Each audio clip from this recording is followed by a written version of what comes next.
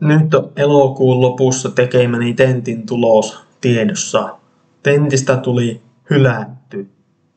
Tämä tarkoittaa sitä, että epäonnistuin TRA 2 haasteissa.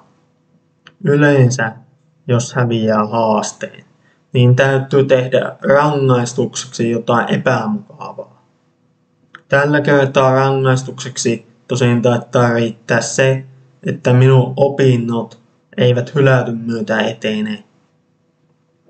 Eihän hylätyn saaminen tentistä koskaan mukavaa ole, mutta ei tämä ole minun yliopisto-ura ensimmäinen eikä varmasti viimeinenkään hylätty.